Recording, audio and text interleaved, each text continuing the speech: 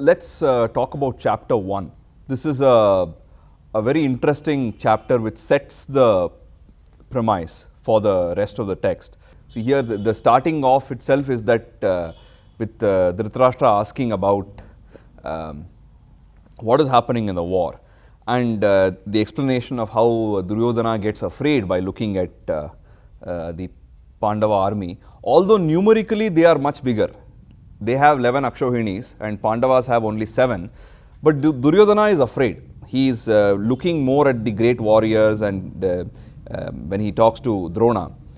And then of course Arjuna comes and he tells Krishna that take me there, I want to see the people who are supporting the evil Duryodhana. And the moment he stands in between the two armies and he sees people who are all familiar to him, because they are all like cousins and friends and uncles, and then he breaks down. Now the reason of course is not that he is afraid of war. He has fought many wars. And also interestingly, he has fought the same people. When he was Brihannala in the Virata Parva, he fights against the same people. But now he breaks down. So that's a very interesting setting. It's also very interesting in chapter 1, there are a lot of subtleties. Like Dhritarashtra starts out saying, Mamakaha Pandavaha Chaiva. Yeah. So he's telling my people and the Pandavas. Well, Arjuna is saying that all are my people. Yeah, it shows the mentality. Usually what is in your heart comes out in your words. Also another very interesting thing is Duryodhana, Bhishma is the commander-in-chief for the first day of Kaurava army. And of course Drishtadyumna was the commander-in-chief, who was Drupada's son, for the Pandava army. But Duryodhana goes and approaches Drona, because he somehow feels he doesn't like Bhishma, because Bhishma is a soft corner for the Pandavas. So he ignores Bhishma and goes to Drona. And he says, like this army is headed by Bhishma, that army is headed by Bhima, which is not Bhima true. was not even heading the Pandava army, it was Drishtadyumna. But Duryodhana sees only Bhima means something for him, because Bhima will give a tough fight. All the others are softies for Duryodhana as far as he is concerned. And also it's interesting when he introduces to Drona, he praises Drupada's son, because Drona and Drupada had animosity. And then after he lists out all the warriors on their side, he says all these people are willing to give up their lives for my sake. He said not for any good reason, just for my sake. The ego comes out there. It's kind of, it's also telling for Drishtadyumna, who is the commander-in-chief for the Pandava army, he is introducing him to Drona saying, Tava Shishyena Dhimata, he is your disciple. It is like telling that your disciple has become the commander-in-chief, whereas just first day he is just an ordinary soldier, Drona. So it is just like your own student has become head of CSIR, whereas you are still a professor in Acharya Pathshala. Like that. So it's almost like that. So he just wants to enrage Drona so that Drona will give a very tough fight. And also he ends up enraging Bhishma, because he will start roaring like a lion and blowing the conch. He kind of feels that Bhishma, army led by Bhishma is weak, because even though it has more people, it has 11 Akshohinis, but he still thinks that because the commander-in-chief has a soft corner for the Pandavas. So he kind of ridicules him in a way. Balam Bhima Virakshitam versus Balam Bhishma Virakshitam. And in fact, Bhishma recognizes that Duryodhana is kind of feeling stressed. So he says in the Gita, it says, Tasya Sanjanayan Harsham, to cheer him up. Then he blows the conch. So it's kind of, there are a lot of subtleties like that. His side, he says it very briefly. Whereas on the Pandava side is Anyecha Bahava Shuraha, like that he says, Bhima Arjuna Samayudhi. Bhima and Arjuna are considered as the greatest warriors on the Pandava side.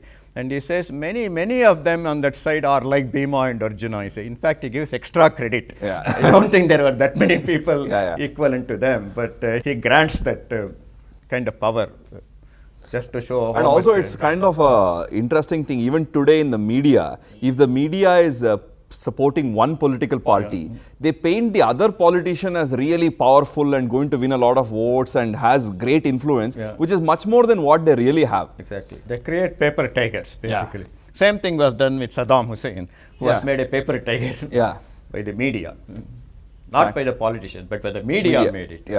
So Arjuna goes and he says, I want to see who are the people who are supporting the wicked Duryodhana, and then he breaks down. So what is the reason for his breakdown? Because he is not afraid of war. He has been fighting all his life. Yes. He has worked very hard to get special weapons to fight this war. Exactly. Yeah. Okay, he has done some tapasya for 1 year and got the special weapons from Shiva, and his father has done a lot of circus and got this thing from Karna. So all this thing has happened. He is ready for this war. He is prepared, and then last minute he is just dropping out. I think he calling us Vajana was the one. When he called my people, then he breaks down. Sentimentality shows up because he addresses all of them as relatives, grandfathers, uncles, and things like that. I think it is a momentary kind of, you can call it as that kind of weakness. Temporary insanity. Temporary. They call it as asthana. That at that time it became like that. In fact, in later Krishna himself says, you do as you please. If you don't want to fight war, that's all right. But you will only regret, he says, because you have always been a warrior all your life. You are preparing for this. When you walk away from this today because of that momentary insanity, then you may regret later. A week later, you may feel, oh, I should have fought that war, like that.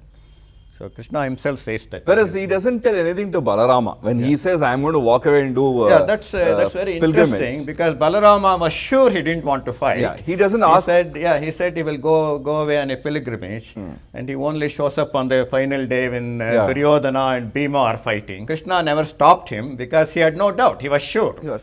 That is another very interesting concept in Sanatana Dharma.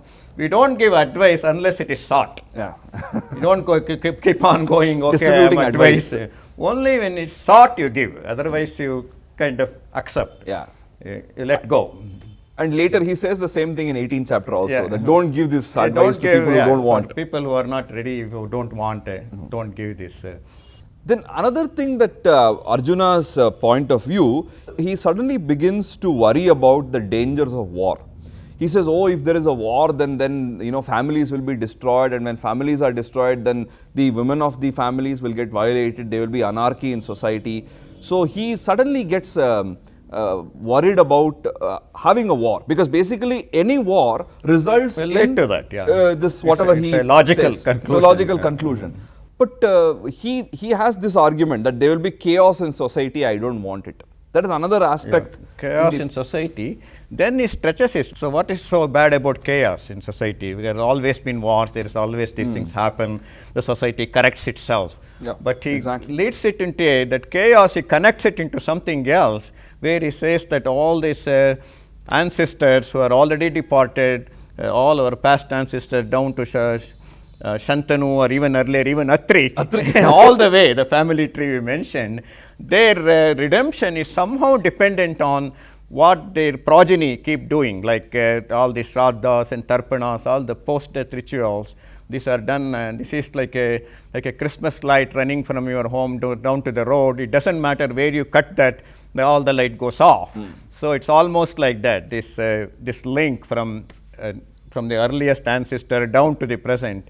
So he believes very strongly in that. So when in the war, when the confusion happens, when you have to do these rites, you should know the name of your father, grandfather, and great-grandfather, 3 generations, but they connect to the rest. So when you don't know that, you cannot do those things. So he says that all these people, patanti pitaro shesham lupta pindodaka kriyaha, all those things he says, then by doing like this, they will eternally be condemned to hell. So it is not just a few people dying in this battle and some anarchy and that kind of thing. It is kind of the whole family. Also, there is no concept of eternal hell in our tradition. It's not there. Hell is very transient. You Heaven go is there, also you transient and come back. Yeah. Which, as he explains later on, you have done some good activities on earth, then you go to heaven till your merit is exhausted. Once your credit runs out, you come back, reborn. It's almost a daily event in a way. When I came by auto rickshaw from Jayanagar to Hari's place, that was hell. Once I came, it was heaven. Like that. So it is happening, nothing is permanent. That's the third worry of Arjuna, which nobody can answer really. The first one, you can say it's okay to kill relatives because they have been bad to you. Sometime you have to do these things. And who knows that you will kill them? You may get killed too. There is nothing like But in Arjuna's concept, it doesn't matter whether all the Pandavas are destroyed or all the Kauravas are destroyed. Because all are my Still, people. they are all same family. Yeah. So it will be same problem for the right from Atri down to him. They will all be condemned to hell. So that's a very tough question for anybody to answer. Yeah. Instead of answering that question, although Krishna answered it, we have been actually quoted Arjuna as an authority. Almost all our orthodox acharyas have stressed the importance of Shraddham and Tarpanam. Maybe I can tell a small anecdote here. My father, we used to get a Kolar Joisher. He was a very good astrologer. He never took any money. He only wanted coffee. I used to make coffee for him. So he would also not recommend any compensatory pujas. He will just tell, this will happen, bad will happen to you, nothing you can do about it. So what my dad would ask is, he will bring, we are 4 brothers. He would bring our horoscopes and give it to him. It's not the typical question. The typical question is there a foreign opportunity? That was the kind of typical question at that time. And my dad won't ask that. Will all of them do my post-death rites? That was his question. All 4 of them. So that Joisha was getting tired every time the same thing. He said, Pandran Swami, Pandran. He said, Tamil listening. He will do all of them. He was also little suspicious about me. He would point extra. Will he also do? All of them will do, he said. And the funny thing is, my mom in the kitchen would call me and tell that you can do for your dad he wants, but when I die, please don't do any of these things. Because what I have done, being married to your father, is enough for whole humanity. It is almost like Jesus Christ telling that I have died for the sins of whole humanity. If you believe in that, you are redeemed. Yeah, so exactly. my mom was telling you, believe that I have done enough. Yeah. So please don't do that. She actually gave a death blow to post-death rites, which our orthodoxy was extremely preoccupied with. So it's kind of so that Arjuna's thought is still down here. It's still carrying on even today. Personally, I am not ridiculing this. It is just like giving importance to that. Without doing this, they will be condemned. That is the wrong concept. So, in fact, the first chapter itself, as we have discussed earlier, is the whole problem of Arjuna focusing on tradition rather than truth. This is really the reason behind his sentimentality Exactly, also, yeah. right? He's more worried about these kind of peripheral aspects rather than the core of the issue. Exactly. He had got the tradition, but he had missed the truth. So the first chapter ends on a very interesting note, right? So he says, all these things, therefore I can't fight, puts the weapons down, and he just sits down in the chariot and says, I will not fight. I will not fight. Yeah, and it's a very kind of deterministic point. Yeah, he was almost as determined as Balarama. Yeah, exactly. Yeah. But he comes back in chapter 2. In chapter 2, but chapter 1 ends on this very despairing note, which is why later people have given Arjuna Vishada Yoga. The name itself is yoga is to be united with something. Yeah, so here it is Arjuna's despair. Chapter 1 is Arjuna Vishada Yoga.